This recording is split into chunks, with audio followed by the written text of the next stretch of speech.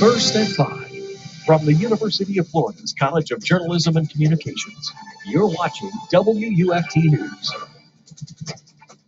Severe storms are causing destruction in the southeast. In the Florida Panhandle, there are at least 2 deaths and other injuries.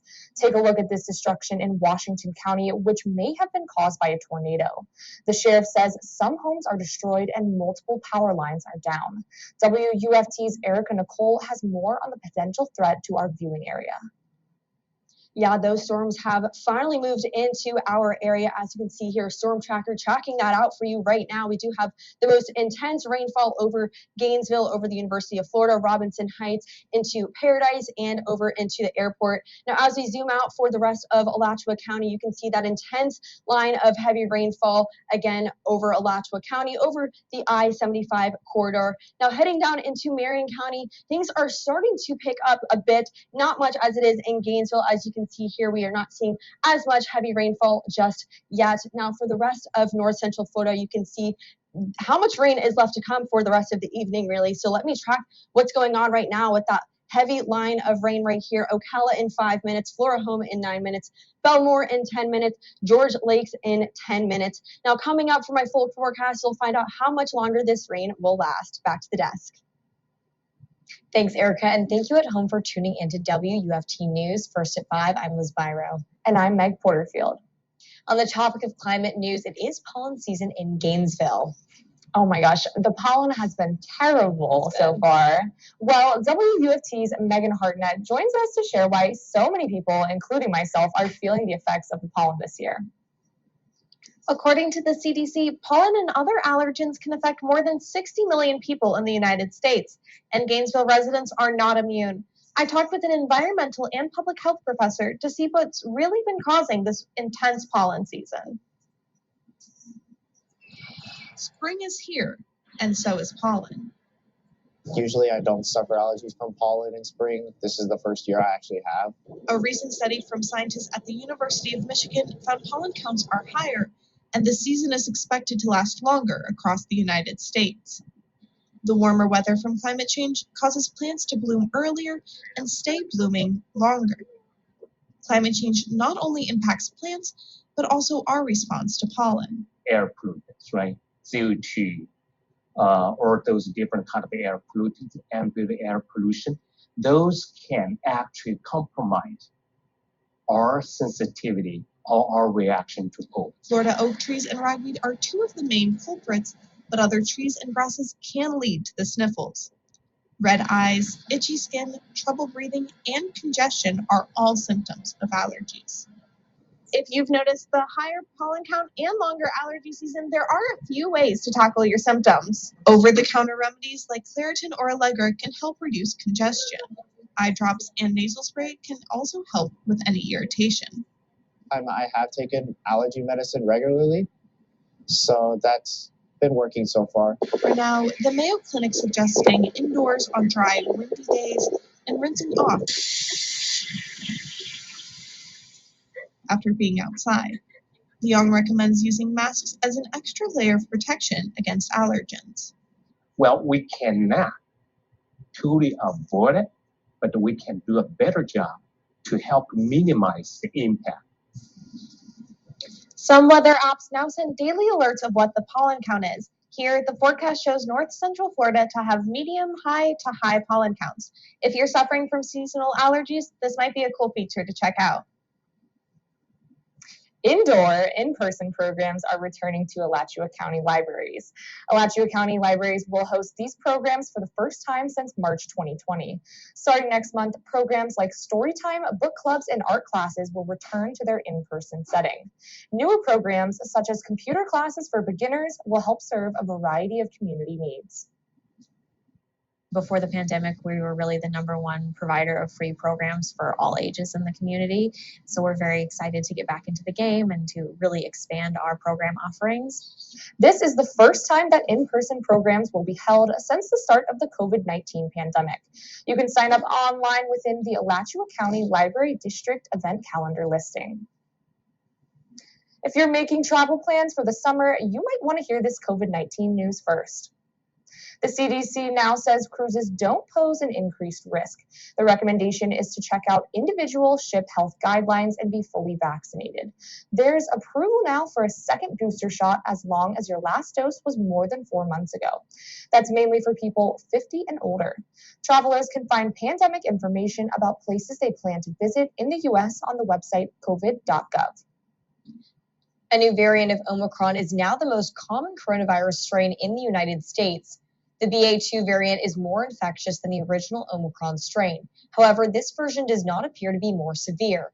A UF health expert says there are no confirmed BA.2 cases in Alachua County, but there probably will be soon. And the way we've seen BA.2 spread around the rest of the areas, it's only a matter of a week or two before we clearly see more cases in Alachua as well. Vaccines and boosters are still the best way to prepare for another outbreak. President Biden announces new steps to reduce record-high gas prices. New polling shows more Americans blame the president than Russia's war on Ukraine for rising prices. NBC's Alice Barr has the latest from Washington. With the war in Ukraine and strict sanctions on Russia disrupting the global fuel supply, President Biden today announcing new steps to reduce soaring gas prices here at home, while pinning the blame squarely on Russian President Vladimir Putin. Putin's war is imposing a cost on America and our allies. The president planning to release a record 1 million barrels of oil a day from U.S. strategic reserves over the next 6 months. This is a wartime bridge. Republican leaders saying the president needs to focus on making it easier to produce energy in America. We have the ability to not only meet our own energy needs, but to help the Europeans meet theirs. President Biden is urging U.S. oil companies to increase production, today calling on Congress to make oil producers pay fees on wells from federal land leases they aren't using. Start producing or pay the price for their inaction. The Biden White House also invoking the Defense Production Act to support processing materials for the batteries in electric cars. To speed the transition to a clean energy future. The announcements coming as a new NBC News poll shows far more Americans blame President Biden than the Russian invasion for rising costs. That as Russian forces are feeling the cost of underestimating Ukrainian opposition. U.S. defense officials say that after taking heavy losses, some Russian troops are heading away from the capital. Thus far, there is no clear evidence that he's pulling all of his forces out of Kyiv. That as the attacks continue around Kyiv, despite Russian promises to ease up. In Washington, Alice Barr, NBC News. We'll have more political talk coming up in our Politi-Talk. Liz, what can we expect today? Yes, Megan, did you know today is the International Transgender Day of Visibility? Right. Coming up on WFT News first at 5, we're talking about how President Biden is honoring the day. Plus, I'll tell you about the TSA airport screening process is becoming more gender neutral. Stay with us.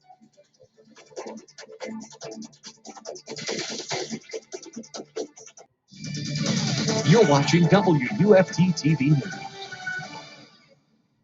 Welcome back. Now bringing you the top political headlines in Florida and beyond. This is Politi-Talk.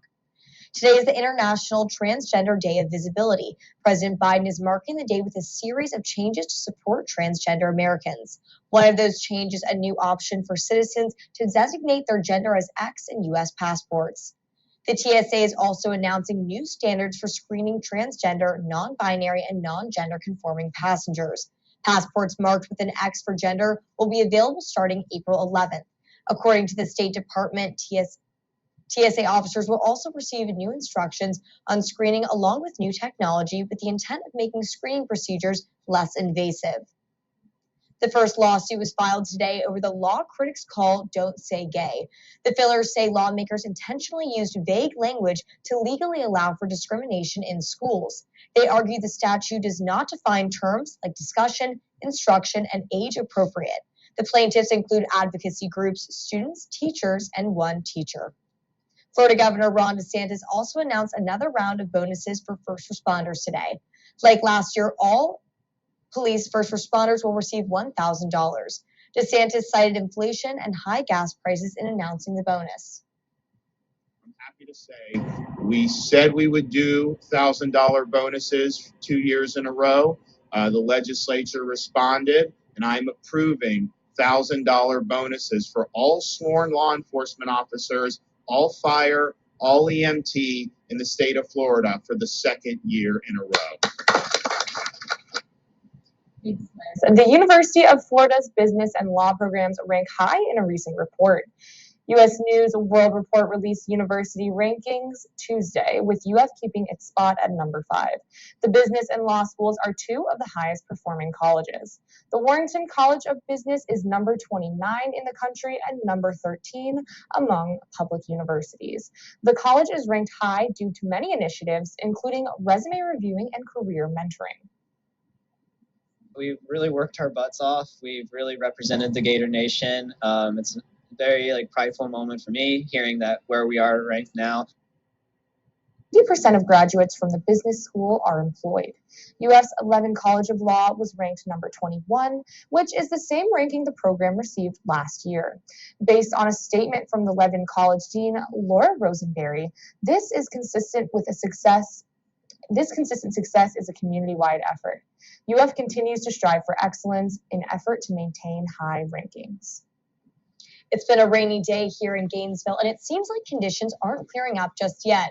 When we come back from the break, Erica Nicole will time out the rain coming up.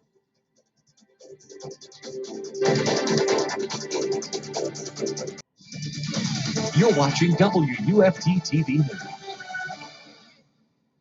Welcome back. Rain is starting to move in over the University of Florida campus. Now, taking a look at campus cam here, not really much to see here as that rain is starting to pick up, and it is feeling like 66 degrees here in Gainesville. So let me track out what is going on for us here in Gainesville. As you can see here, heavy, intense rainfall over Gainesville, the University of Florida, Robinson Heights. You can see there is quite a few lightning bolts in the area as well. So as you're heading out the door this evening, definitely be aware and cautious. Now, zooming out for the rest of North Central Florida, we do have a lot of rain to come for the rest of the evening. So it is not going anywhere just yet. So it is starting to pick up. And as you can see here, that intense line of storms right here is going to be in Hollister about right now, and in Teasdale in 15 minutes, Palatka 17 minutes, and Willaca in 20 minutes. Now, looking ahead here, again, this rain is not going anywhere just yet. So around 7 p.m., that intense line of storms will be over the Gainesville area. And then as we move on through the evening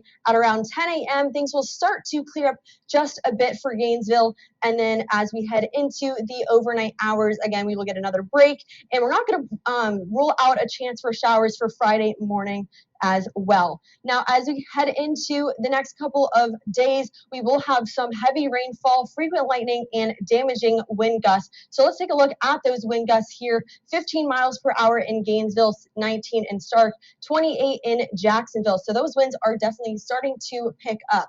Now, as we head into the evening, again, 6 p.m. is going to be your greatest chance for some showers, and then it will start to decrease as we head into tonight and into the overnight hours, which leads me into our temperatures for tomorrow, which are still going to be fairly high, sitting in the upper 70s. I'm going for 80 in Gainesville, 81 Micanopy, 81 in Waldo, 79 Alachua, 79 in Booker. Now, as we head down south into Marion County, you will see slightly warmer temperatures. 81 I'm going for in Ocala, 81 for Bellevue, 80 for the Villages. Now let's take a look at your 6-day outlook. Again, Friday is going to start to clear up. We're going to have partly cloudy skies, and then Saturday those rain chances will start to pick right back up.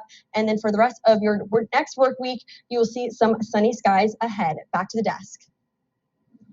The Gators softball team is hot. They just snapped another team's month-long winning streak. Stay tuned for sports to hear how the Gators took charge over the UCF Knights.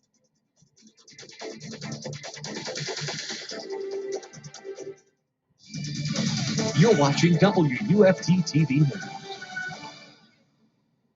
Welcome to sports. I'm Tori Edwards. The number 14 Florida baseball team is back in action tonight for its third conference series of the season, this time against Georgia. The Gators are 3-3 in SEC play after dropping their series against LSU this past weekend. But Florida got back in the win column with a commanding 6-3 victory over in-state rival, the 5th-ranked Florida State Seminoles on Tuesday. The Gators delivered 11 hits with 6 players scoring a run. Shortstop Josh Rivera set the tone for Florida offensively, going 3 for 4 with 1 homer. The Gators have been especially dominant in midweek matchups as they are undefeated on the season. Florida is in Athens to begin its 3-game series against the number 3 Georgia Bulldogs. Tonight, number 23 rather. First pitch is slated for 8 with Hunter Barco set to start on the mound. This SEC showdown will air on ESPN2. Also on the diamond, the number 7 Florida softball team picked up its 4th win over a top 25 opponent. The Gators throttled UCF with a 10-3 victory at home last night. Florida snapped the Knights' 18-game win streak thanks to potent performances in the circle by Elizabeth Hightower and Natalie Lugo, who combined to hold UCF to just 3 runs. The Gators took over the tempo with a 6-run inning in the second. Infielder Hannah Adams sealed the victory in the 6th with a homer, making it her 3rd of the season and helping lift Florida to its 10-3 victory. The matchup also marked the 3rd time the Gators had 10 RBI in a single game. Up next, the Gators have a date with Auburn tomorrow for the first matchup of their 3-game series. First pitch is set for 7. The Florida football team is nearing the halfway point of spring ball as the Gators are hosting their first scrimmage under Billy Napier this evening. 5th-year linebacker Brenton Cox Jr. says he's planning to have a breakout year.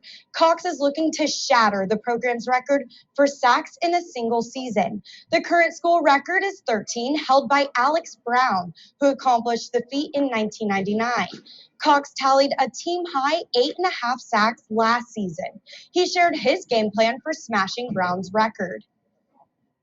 Right now, I'm going for a sack every half. So, if I do that, I'm going to pass those numbers. But, right now I'm just trying to beat the sack record. And that's just going out there and playing hard every play. The annual Orange and Blue spring game kicks off 2 weeks from today. The number 2 UF gymnastics team is returning to Alabama for the first time since claiming their 11th SEC meet title.